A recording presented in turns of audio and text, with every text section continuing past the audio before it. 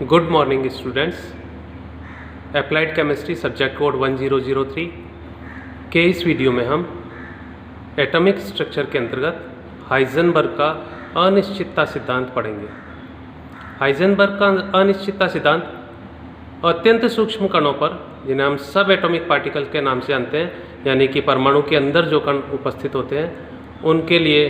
बहुत महत्व का है, क्योंकि जब इन सूक्ष्म कणों के प्रॉपर्टीज़ का हम स्टडी करते हैं तो उनकी की प्रॉपर्टीज़ के मेजरमेंट में कुछ अनसर्टेनिटी रहती है। तो ये अनसर्टेनिटी क्यों आती है, यह बात हाइजेनबर्ग ने अच्छे से एक्सप्लेन की। आइए हम हाइजेनबर्ग के अनसर्टेनिटी प्रिंसिपल के बारे में स्टडी करते हैं। जो अत्यंत सूक्ष्म कण होते हैं, यानी सब एटॉमिक पार्टिकल, और यहाँ पर हम जो है इलेक्ट्रॉन के बारे में जिक्र करेंगे कि पर्टिकुलर टाइम पर एटॉमिक स्ट्रक्चर की स्टडी करते समय हमें ये देखना होता है कि इलेक्ट्रॉन की पर्टिकुलर टाइम पर क्या पोजीशन है और उस पर्टिकुलर टाइम पर वह किस वेलोसिटी से मूव कर रहा है। तो माइक्रोस्कोप का यूज़ किए बिना इलेक्ट्रॉन को देखना पॉसिबल नहीं होता है। तो जब हम माइक्रोस्कोप और या हम कहें कि इलेक्ट्रॉन माइक्रोस्कोप का प्रयोग करते हैं तो उसमें एक लाइट बीम जो है वह इलेक्ट्रॉन पर गिराया जाता है। तो जब प्रकाश की किरण इलेक्ट्रॉन से टकराती है तो परिणाम स्वरूप इलेक्ट्रॉन को कुछ ऊर्जा का ट्रांसफ़र होता है, और वह ऊर्जा के ट्रांसफ़र होने से उसकी जो है पोजीशन और उसकी वेलोसिटी दोनों ही परिवर्तित हो जाती है, और इस प्रकार से जो है उस इलेक्ट्रॉन की स्थिति और मोमेंटम का सही निर्धारण नहीं हो पाता है, या हम कहें दूसरे शब्दों में कि उसमें अनसर्टेनिटी आ जाती है। जब इलेक्ट्रॉन पर प्रकाश की किरण उसकी स्थिति का मापन करने के लिए गिराई जाती है, तो अगर मान लीजिए कि हमने शॉर्ट यानी कि कम लैम्डा या तरंग दैर्ध्य की अगर हम लाइट का प्रयोग करते हैं, तो जैसा कि हम जानते हैं कि प्रकाश की जो ऊर्जा होती है, एनर्जी, वह लैम्डा के इन्वर्सली प्रोपोर्शनल होती है। तो शॉर्टर वेवलेंथ की जो लाइट होती है उसमें ऊर्जा ज़्यादा होती है। तो ऐसे में स्थिति का तो एक्यूरेट मापन हो जाता है, लेकिन संवेग का मापन नहीं हो पाता, यानी कि वह शॉर्टर वेवलेंथ की जो लाइट है वह इलेक्ट्रॉन की वेलोसिटी में ज़्यादा परिवर्तन कर देती है। इसी प्रकार से यदि लॉन्गर वेवलेंथ की यानी कि तरंग दैर्ध्य की लाइट का प्रयोग इस हेतु किया जाता है,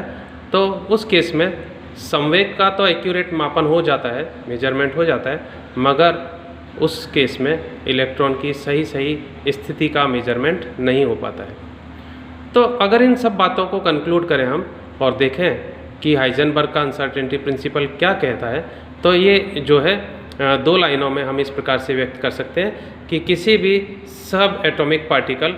अर्थात सूक्ष्म कण की पोजीशन, स्थिति तथा वेग, वेलोसिटी, दोनों का एक साथ साइमल्टेनियस और एक्यूरेट, एग्जैक्ट, यथार्थ निर्धारण असंभव है। जितनी ज़्यादा एक्यूरेसी से हम सही स्थिति, उसकी पोजीशन मेजर करना चाहेंगे, उतनी ही अनसर्टेनिटी उसकी वेलोसिटी या दूसरे शब्दों में हम कह सकते हैं मोमेंटम में आ जाएगी। और जितना ही सही एक्यूरेटली हम उस इलेक्ट्रॉन की वेलोसिटी या संवेग का मेजरमेंट करना चाहेंगे, तो उतनी ही ज़्यादा अनसर्टेनिटी उसकी स्थिति या पोजीशन में आ जाएगी। तो हाइजेनबर्ग के अनिश्चितता सिद्धांत का जो ये कथन है, इसको हम मैथमेटिकली इस प्रकार से व्यक्त कर सकते हैं।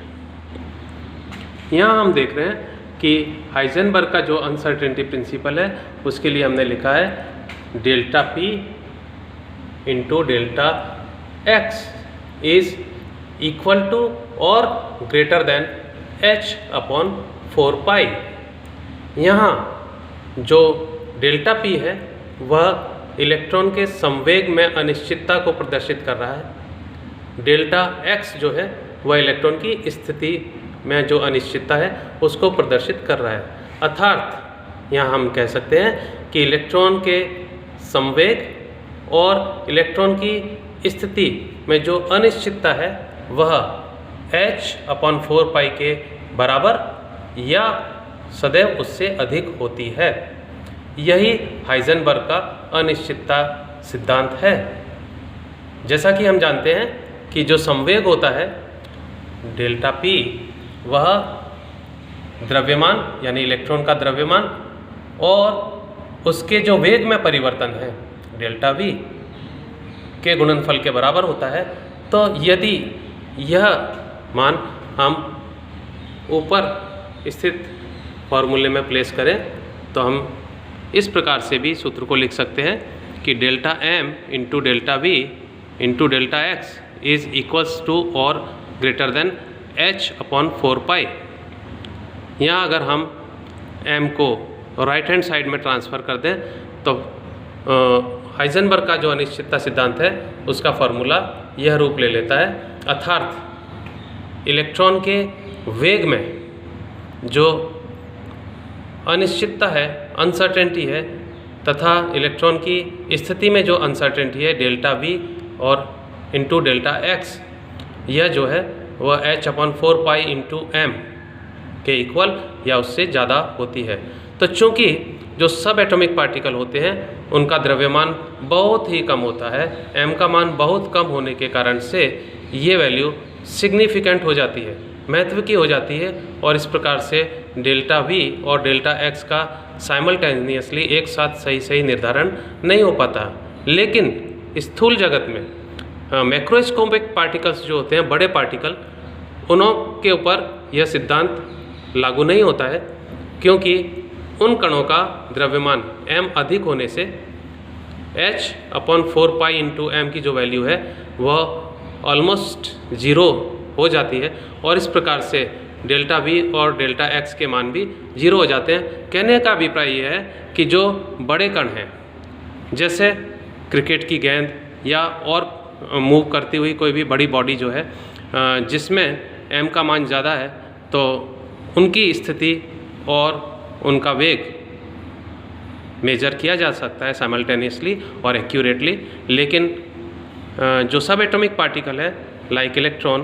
तो उसका संवेग और स्थिति का सही आकलन संभव नहीं होता है। तो इसी प्रकार से हम ये देखते हैं कि जो हाइजेनबर्ग का अनिश्चितता सिद्धांत है उसे हम इस प्रकार से भी व्यक्त कर सकते हैं या कह सकते हैं कि जितना अधिक एक्यूरेटली हम स्थिति का मापन करेंगे, अर्थात डेल्टा एक्स को स्मॉल रखना चाहेंगे, उतना ही कम एक्यूरेटली संवेग का मापन हो सकेगा, अर्थात डेल्टा पी का मान बढ़ता जाएगा एंड वाइस वर्सा, और इससे अपोजिट। एक अन्य स्टेटमेंट ये है, it is impossible to know both the position and momentum exactly and simultaneously of a sub atomic particle. एक जो सूक्ष्म कण है उसकी स्थिति और उसके संवेग का एग्जैक्टली और साथ साथ साइमल्टेनियसली निर्धारण संभव नहीं है, अर्थात डेल्टा एक्स भी ज़ीरो हो और डेल्टा पी भी ज़ीरो हो, ऐसी स्थिति संभव नहीं है। तो विद्यार्थियों, आज हमने ये जाना कि किस प्रकार से हाइजेनबर्ग का अनिश्चितता सिद्धांत जो है वह सूक्ष्म कणों के प्रॉपर्टीज़ की स्टडी में जो एक अनसर्टेनिटी की स्थिति उत्पन्न होती है उसके बारे में बताता है हमें। Thank you.